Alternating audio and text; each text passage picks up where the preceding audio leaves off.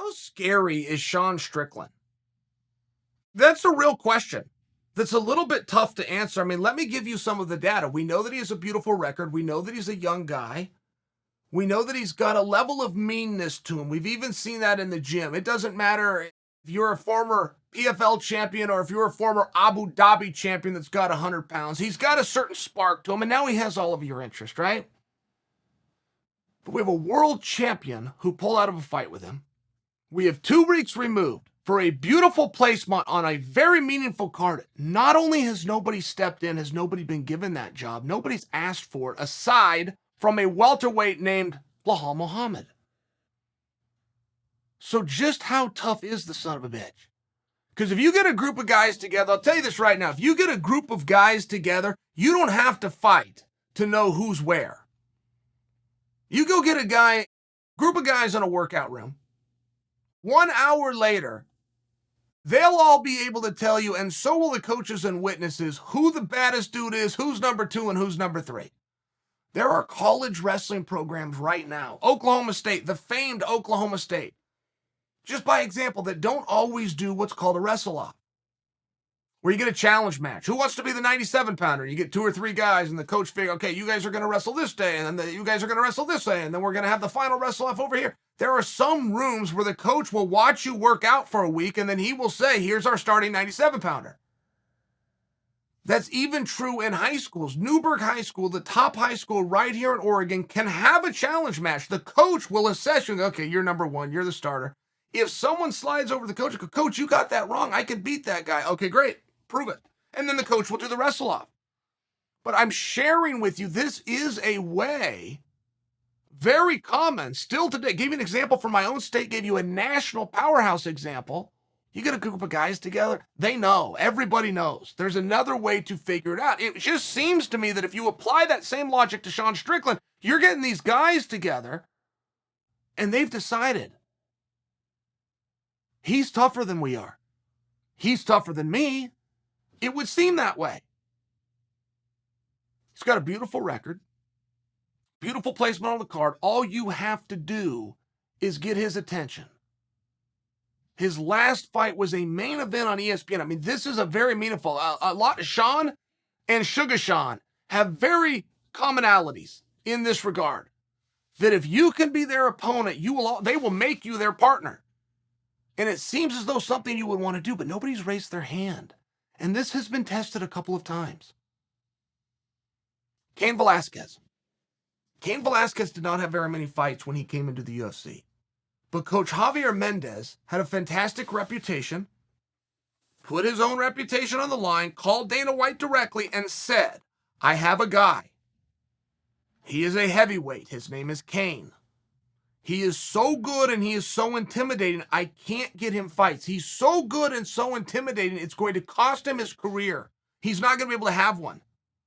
I cannot get him on the regional scene with the talent that's available, with the purses being offered. I can't get him a match. And Dana goes, I can get him a match. I got a group of guys that will fight. That's how Cain got in. Very relevant because you look at where Cain went. Intimidating beyond belief, successful, dominant, all these wonderful things that you wish that you could be. Cain went on and was because Coach Javier Mendez identified it and Dana understood when he took the phone call. First Ultimate Fighter I was able to coach. Uriah Hall was a phenom. The technique, the way Uriah was winning fights, but the way that he looked and the techniques that he was using at that time did not exist. Uriah Hall was doing things that we have never seen in MMA before, from the spinning wheel kick that you all know about. Uriah Hall won a fight by ground and pound from his back. He got a tap, submission, ground and pound. He was on bottom. It had never happened before. I don't know that it's happened since. This is 2012. I don't know that it's happened since. I'm only offering you a couple of examples because when I tell you that Uriah was a phenom doing things that have never been done before, there's a couple of cases. And Dana White said to me, what am I going to do if this guy wins it?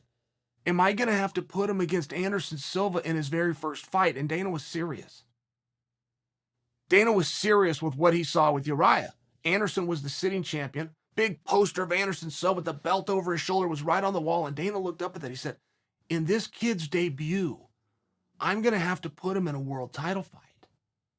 There's some guys that are that hard. Now, the story played out, right? I don't need corrected on it, but I'm sharing with you there are some stories where you got to just listen to everybody else. You don't get to just go tease the guys. You don't go to, you're scared.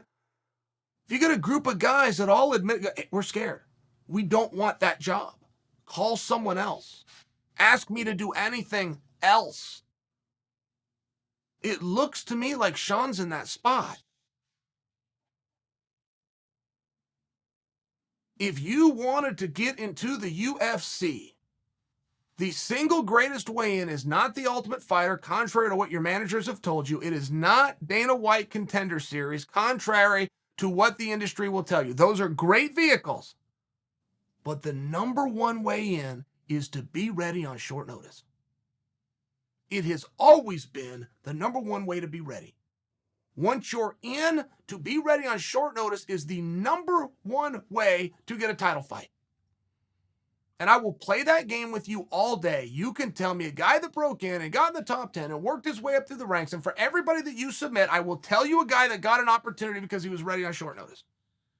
And when you are exhausted of your options, I will still have ones to throw at you. It is the number one way into the organization, is the number one way to climb the ranks of the organization, to be ready to do your goddamn job on short notice like everybody else in the world that has a job.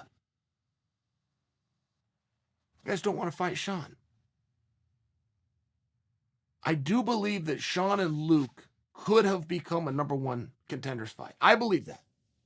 I'll never be able to prove it. You'll never be able to prove me wrong. It's one of those things that just didn't happen.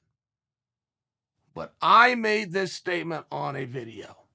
Brought it to you guys a couple of weeks ago. I then told you, if you are a hungry fighter that can make middleweight and you want the opportunity, get a hold of me. And I was very sincere. Leave me a comment. I will make the phone call. Your best way in is to be ready to fight on short notice, and in this case, it's Sean. Those comments in that section to that video I just referenced are public, and they still exist today. I have the power to manipulate them. I never in my life have, or will for that matter. There is not one person that took me up on that. So I then reached out to some of my circle, to my good friend who I'm trying to help. And I said, you want an opportunity in the UFC? Your opponent is Sean Strickland.